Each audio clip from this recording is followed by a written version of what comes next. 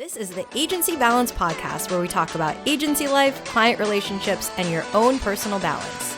Agency Balance is sponsored by SmartAcre. SmartAcre helps you automate, enhance, and accelerate your B2B marketing. Visit GetSmartAcre.com to get your free marketing and sales assessment. Here are your co-hosts of the Agency Balance Podcast, David Snyder. And I'm Lisa Zwikl.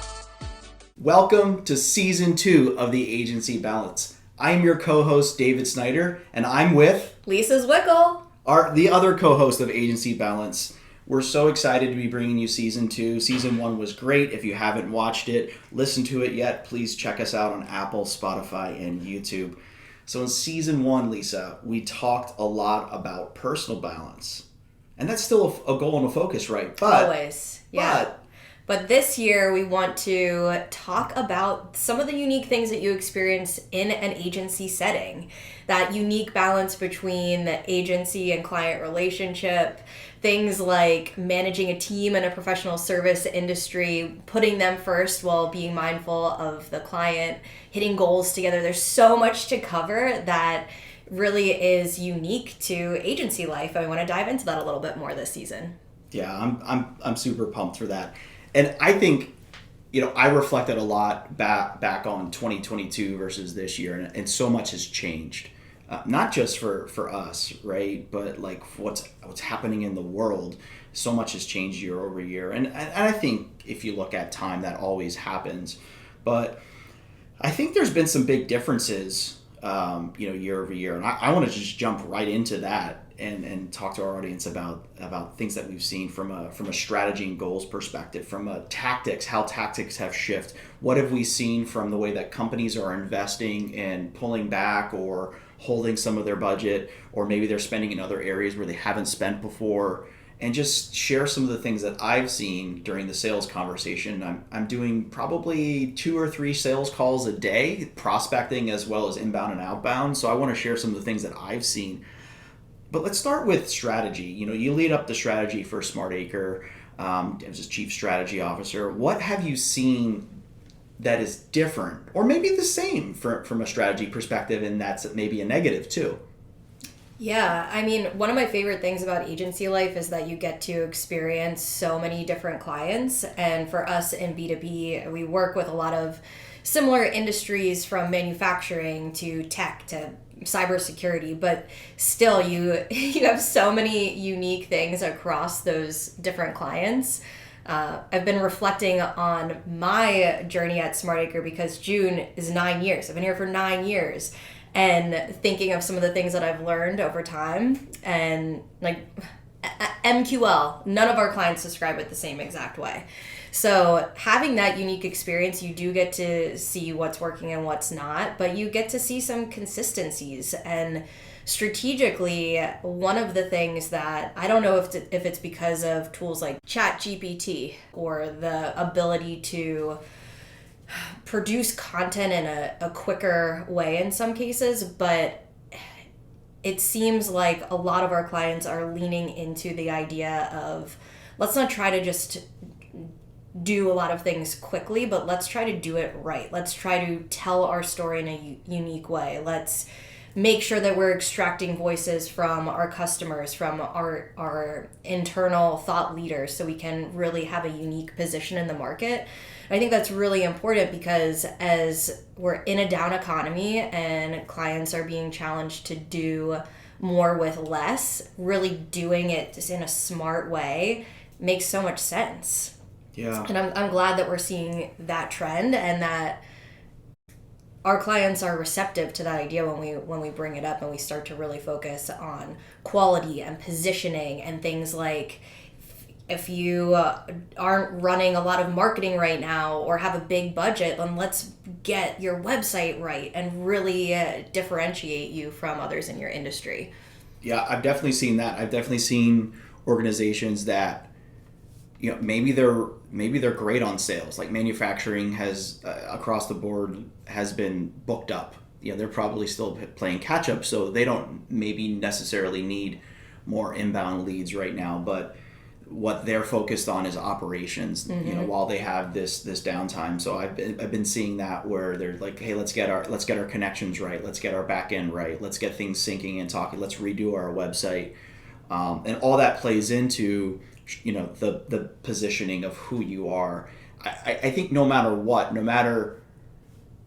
I think every year you should be looking at your positioning and your voice and responding, because look what happened, right? And it kind of ties back to what we talked a lot about last season, where it was like, okay, we're in the office, we're not in the office, we're at home, we're at hybrid, and now everything kind of feels like it's back to normal, but it's a different normal. Very different normal, yeah. I think it's different. And even who I've visited more clients in the last few months than all of last year, and they're getting more kind of back to like, hey, yeah, we kind of want to be in the office every day. And especially from like a service perspective, like they see the value of coming back to the office. So yeah, that's interesting. I think if you're not looking at how your ideal customer profile, how they're buying, like if you're not looking and seeing how that has changed, shame on you. Because it absolutely has changed. It changed for SmartAcre. It changed for us. We saw a behavior change, right? Yeah, absolutely. And paying attention to that, using the tools that you have at your fingertips. I think that's another thing that AI is having an influence on the market. Is not to say you can't use AI to produce some quality content. It's pretty amazing the things that it can do between, Photoshop and expanding images to cranking out blog posts or social content. But one of the things that I think is really impactful is using those tools to really understand your audience more and understand the landscape more and build out ICPs and personas by using that data that's available and doing it in just a faster way. And by having conversations with your customers and learning about what's changing in their world and how they're going to market, it helps you reposition and tighten up your own messaging as well. Yeah. It goes hand in hand, but with strategy, there's budget conversations. And, I think what snuck up on a lot of people going into the end of the year, everything was kind of like, hey, everything's rolling, we'll just keep upping the budgets. And then like something clicked, right? I think that the economy for sure. And then you couple that with a lot of companies, especially in the tech side, laying off. And then they're like you said, having to do more with less. So what I've definitely seen companies rethink the way that they're budgeting. They're not necessarily, budgeting everything the same way. At least for us, we kind of are in the, I would call like mid-market space is kind of where our target is. And some enterprise, but I think companies are at least in this first quarter and going into second quarter, they've pulled back, right? They've kind of hold back. They're still doing things, but they've kind of pulled back, and now they're maybe loosening up the purse strings at the midpoint of the year, and they're thinking about, all right, how do I spend this because I might lose it? So that changes your strategy, at least from the agency perspective. What we're talking about is, you have to balance and think about, all right, are we going to start out as a specific engagement, a fixed engagement with a project, or is there still and then an opportunity to grow into something that's more recurring, or what? So I think for us, what we've done is, from a budget perspective, try to make sure that we're really flexible. I'm always about removing any hesitation in the sales process, like remove the disruptors. Or always have something that you can kind of fall back on. Okay, if they ask for this, if they ask for, hey, a shorter term or a reduction in price, ask for something else in return. It's something that I learned a long time ago in sales, is if the prospect is asking you something, especially like on the budget, like, hey, we can't spend this, but we can spend this. I'm like, okay, but we need to also, get accelerated payment upfront, or ask for something else. That's just a good tactic that I've learned, especially like on the budget negotiation side. Yeah, definitely. And I think that that's important for agency client relationships. We at SmartAcre, we always talk about the entire customer experience, and that first interaction, it sets the tone for what an entire relationship is like. I love the balance between client relationships because we do a great job of it, but I'm sure that there are some clients that have had relationships with agencies that have drained them and they've been challenging and they've had to manage them and there is friction. So from that beginning point in the sales process, by creating that experience and eliminating friction, it's how we also operate in everything else that we're doing, and it's so important to understand what are the challenges for this client that we're working with, how can we alleviate them. And you have to have a line in the sand, right, that erodes balance for your team, but by really grasping what they're asking for and why they're asking for it, from the sales conversation to managing a project for them, it helps you find that balance and have a great relationship. I think that's super huge. You touched on something there with when you're selecting an agency, and if you've gotten burnt before. So if you're listening to this and you're not on the agency side and you're on the client side and you're looking to hire an agency, there's certain questions that you should be asking the agency, because the worst thing you want to have happen is have that same type of agency again. Yes. So trying to understand, what do you really need? If you're I need a lead generation company, I need a lead and demand gen agency. I need a web tech company. I need a MarTech driven agency. There's a lot of differences there, and at SmartAcre, that's something that we found, whereas like we were blending some of that, right, and I think we still do, but we even started to put this on our website of some of the things that we're good at, some of the things maybe we're not a good fit for. What have you seen? What can you share?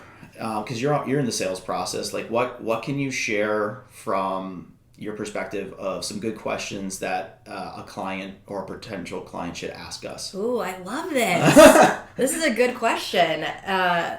And something that we do try to be really transparent about to eliminate any objections or questions up front. We try to share them during our initial discovery conversation, but you're right. Sometimes, whether you're new to working with an agency or if you've been burned in the past, it is important to have really smart questions. So I love just having that focus of exactly what that support looks like and understanding from the agency what happens if that changes, right? Especially now, that's one thing that we're seeing is even when we start conversations with prospects, a couple weeks later, they might say, actually, my scope changed, or I need this instead. And it's important to understand, how does the agency handle that? Do they have the staff to handle that? Does it change their hourly rate or the budget? Are they going to be frustrated by that? Is that going to create friction on the other end? So that's an important question to ask, is just as things shift on my end, how will you continue to support me? Who will I be working with? What does that look like?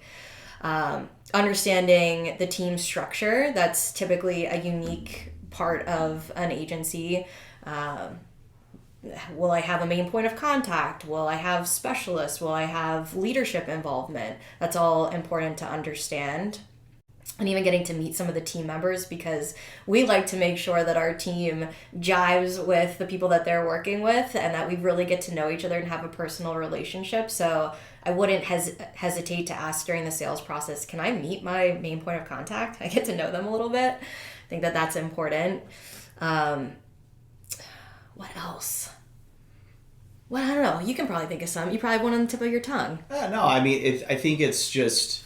like reporting comes up a lot. Yes, that's a good one. Like how are you going to report back success? Like, show examples. Obviously, hiring an agency that has the right skills are great, but if they have industry experience as well, so ask them, like what type of industry experience do they have?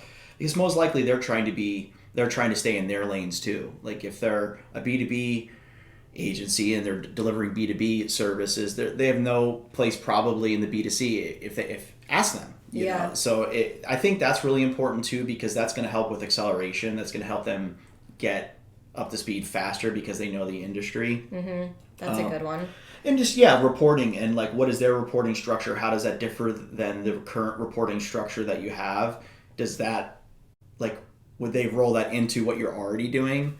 Because most likely the reporting that you have internally is, whether it's like in Salesforce, for example, it's going to contain other things that maybe your board or leadership is going to see on your side, but it may not be what the agency is going to deliver on. So I think reporting structure is really important too. Yeah, that's a good one. I think also understanding time investment involved. That's one common thing that we try to make really clear when we're talking about a project. We say it's typically, our onboarding is a 50-50 commitment, but really what you put in is what you're going to get out of it. So understanding if you're onboarding someone that will work with you on a monthly basis, or if it's something like a website project, what is the time that you need from me to be successful? Going into that conversation, I think, is really important. And knowing how long other clients stick around. We always give references. We always let our prospects talk to our current clients. I think the longevity of both clients and agency resources, churn can be a common thing in agency setting because of the fast pace of retaining people. But that's another thing I think is fair to ask. How long does your team typically stay with you? How long do your clients typically stay with you? Yep, for sure. So we talked about strategy, we talked about budgets, we talked about some of the questions that you should be asking. From a tactical perspective, like what have you seen the differences from kind of a year ago to fast forwarding to where we are today? Like some of the tactics that you've seen in a marketing and sales driven agency that supported, like what has changed other than like chat, automation, like AI, or is that it? Like, is that the big one? It's huge, and it's influencing so many different things, from like revenue operations to how you're tactically executing everything. I mean, even many paid programs now, you can accelerate them by leveraging AI to optimize things for you. So that has been an influence. The thing that I think has been a challenge as marketers is there's more and more and more to keep up with, and I think that allows for some bad marketing to sneak out into the world. So by really leveraging experts in those platforms, it will help you get so much more out of them than just trying to make it work on your own. I mean, we're in tools all the time like HubSpot, and things change so frequently that if you're not in there getting your hands dirty on a daily basis, you're going to quickly fall behind and miss opportunities to improve your revenue operations, improve your campaigns, accelerate what you're doing. Yeah. So a lot has changed. You're talking about tools there, but like from like a set it and forget it approach, like we don't necessarily do that, but like should companies be like thinking that, like how far out, I guess that's really my question, is like how far out can companies be planning from like a content calendar perspective? That's a good question, and I'm sure it varies, and I would probably have different answers for different clients that I'm speaking to, but I think it's always important to plan ahead, as long as you're flexible in your plan and measuring and using data to pivot and be agile. But there's so much that you can do to set yourself up for success that you should do that, and then you can layer on other things on top of that. Yeah.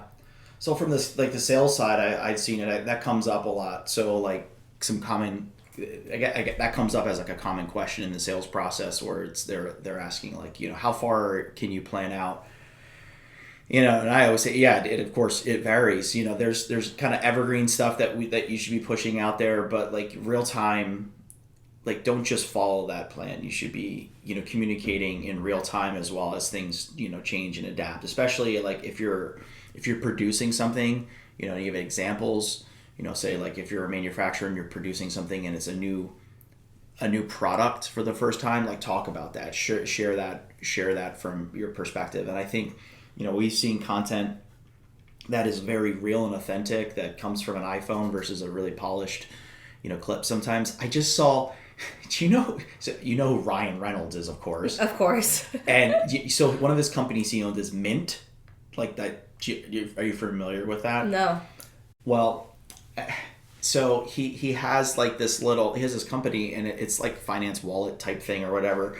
But the point is, like, look at some of his content out there. He's using his face, and so he gets attention immediately on social media because he's beautiful. But the videos they're pushing out on social media, he's using that kind of like horrible cutout, like green screen effect that you use like on filters, like on Instagram and TikTok and stuff like that, like on the actual like commercial, but it like moves around, like they're moving, and it's like cut really bad, and it looks like a teenager put it together, but it's good. It's different. It's authentic. It fits. Yeah. It fits with like where somebody's going to consume that. If it's so polished, somebody's going to look right by it. Mm-hmm. Even I've seen LinkedIn work the same way too. Like, content that is so polished. Like, I think you still have to do it right, but if it's so polished, sometimes it just gets looked right past. Right. It's getting so much harder to stand out.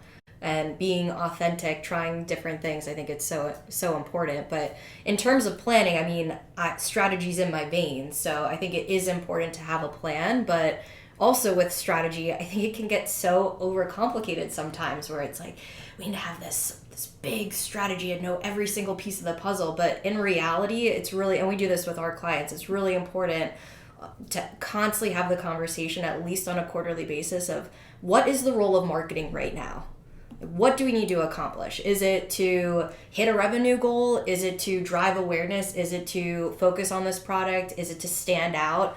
And by getting really clear on what is the role of marketing right now, it helps you be strategic in that moment and take that plan and adapt it to achieve your goals. Yeah. Yeah. What you just laid out there, it comes up in the sales process too. So right now, terms is everything. Like, what we've seen is there's some companies that want to lock you in because they can't hire. And there's other companies that are like, well, I'm going to still try to hire in a few months. So can I lock you in for 4?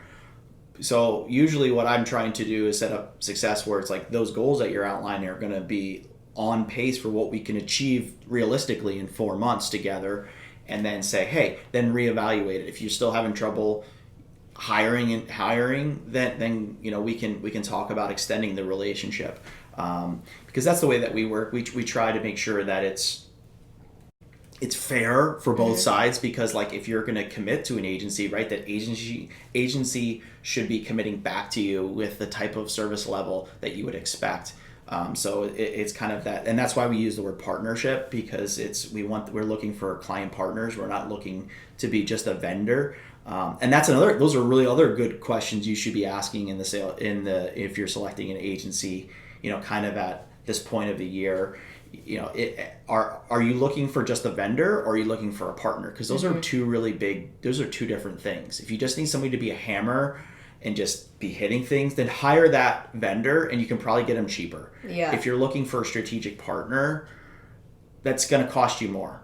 And that's different. And that's something that you can't hire in-house. And if you tried to hire that in-house, I guarantee it's going to be a lot more expensive. It's going to take longer. Yep, that's a great point. I think oftentimes people think agency, they'll just come in and they'll be able to get started, but it's just like if you were hiring a resource, there is that time commitment that's important on both ends to really get set up for success. Yeah. Switching gears. Totally switching gears. What's going on in your life? How many more mountains have you climbed since our listeners have heard? I don't even remember when our last conversation was, but I think at least one. Oh, at least one more? One high peak, yes. Do you remember the name of it? I think it was Wolfjaw. Wow. I think that's what it was. Kent's going to be mad at me that I don't remember the name of it. But Wolfjaw sounds like a rock band. Like, ladies and gentlemen, Wolfjaw. Something like that. Yeah, there's an upper and a lower. I don't remember which one we did. We couldn't do both in one day. We tried, but we had to turn around. Yeah, I haven't climbed any mountains. I got new tires on my car. That was a cool thing. That's really cool. When you get like to a certain point of your life, it's like small things that make you excited. Like, it's so true. Yeah. I still try to maintain balance. Like, For me, I talked about this like in season 1 a lot, where it was like trying to maintain balance. And if you're watching this video on YouTube, like you'll see more and more of the background of the room that I'm in. Like you've probably seen a lot more cards in this room since you came over, but like I still collect cards. It's talk about a different industry. Like it's crazy what is happening, with that hobby, because it's being like taken over by a large company. They're buying up a lot of it, and it's kind of, people are complaining like it's becoming a monopoly, that they're going to buy everything up and they can control everything. So I think my point circling that is, no matter what you're doing, if it's a hobby, like if you love doing it, keep doing it. And then when you stop loving it, then don't do it anymore. Do something else. Yeah, I think it's so important. I love to hear when people on our team have side hustles, or there's a few other smart acres that are trying to climb some mountains as well, check some ranges off their list. But there's so much you can learn for it. Like before I had kids, I was a bar 3 instructor, totally unrelated to marketing, but there was so much I learned, even just about how to ground my voice and sound more authoritative versus asking questions, or how to read a room and stand up there and present in an entirely different way. How your body language and eye contact and all those things have such an impact. I never would have thought that doing that would impact my marketing career, but it did. It did. Yeah, that's cool. I learned something recently. Instead of like, and you can use this in sales. So, and with collecting sports cards, it's all about like buying, selling, and trading. And it helps me with some sales tactics. It really does. Because I get called out sometimes. They're like, you've got to be in sales. Like, because you negotiate that deal really well.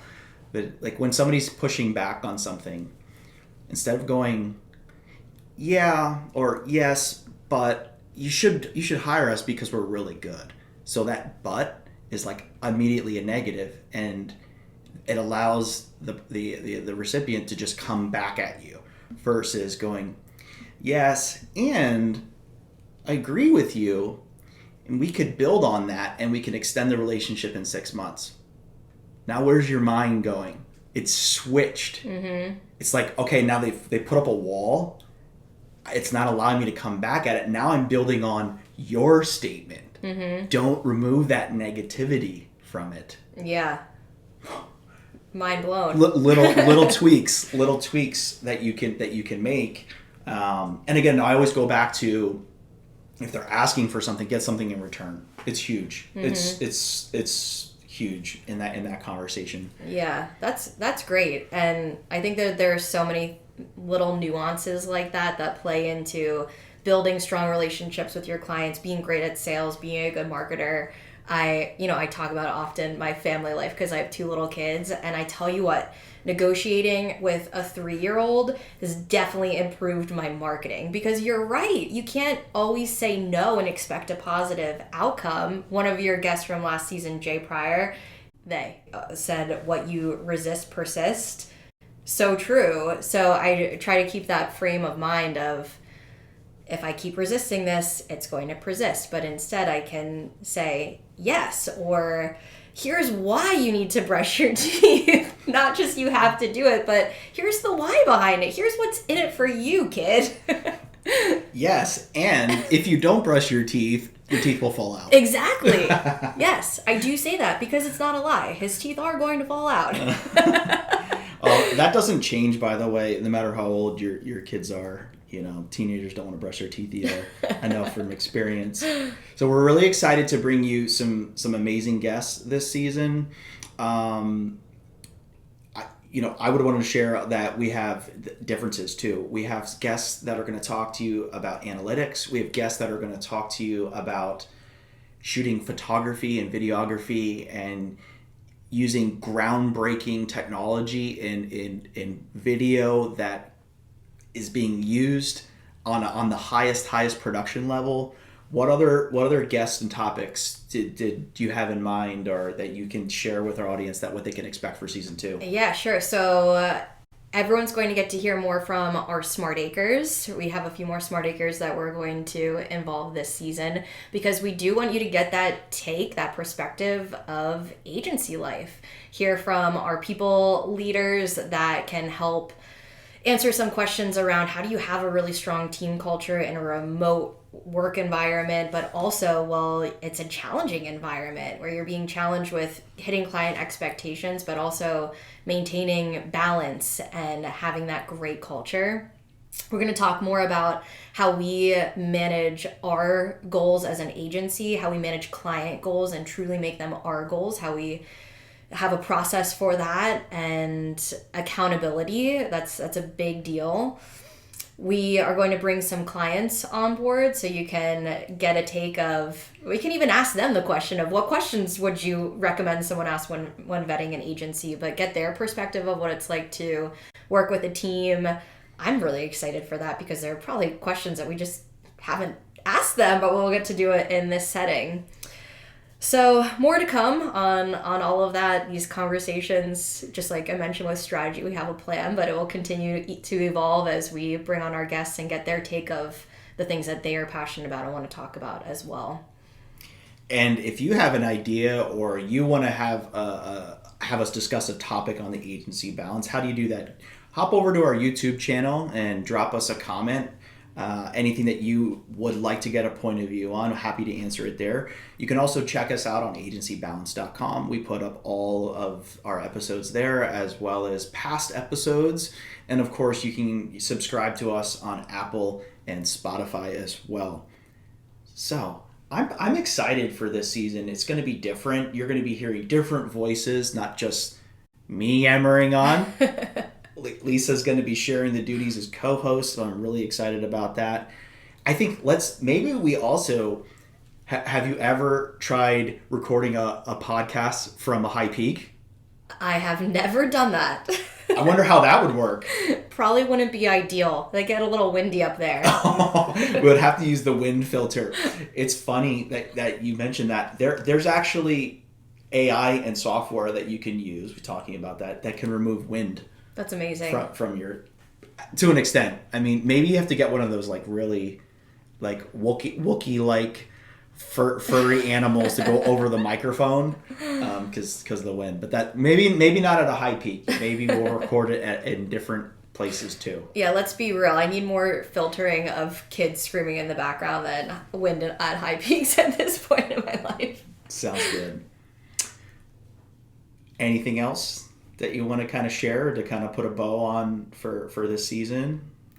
I'm also excited. Agency life, it is unique. We always talk about that when we're talking to candidates or helping our team maintain that balance. It's for a certain person, and if you've experienced it, you know exactly what I'm talking about. So I'm excited to peel back the curtain there in more detail because there's a lot that you can learn really quickly from being in that setting, whether it's for you or if it's not for you. So looking forward to it. Awesome. And I'm thrilled to be a co-host. This is totally new for me. I got to get one of those like name placards like printed out so you can put on your desk. Be like co-host. Yeah. Or at least update your LinkedIn profile today with co-host. I'll do that. Co-host. We'll make it official. Everyone would be like, a co-host? That's such a big deal. You're like, no, not really. It just means I got to do more work. All right. Well, good stuff. Thank you so much for joining. And thank you to our listeners. We were able to touch 7 different countries in season 1. Let's beat that. Let's go 14 different countries in season 2. Let's do it. Awesome. Have a great day, everybody. Subscribe to the podcast at agencybalance.com, Apple, YouTube, or Spotify.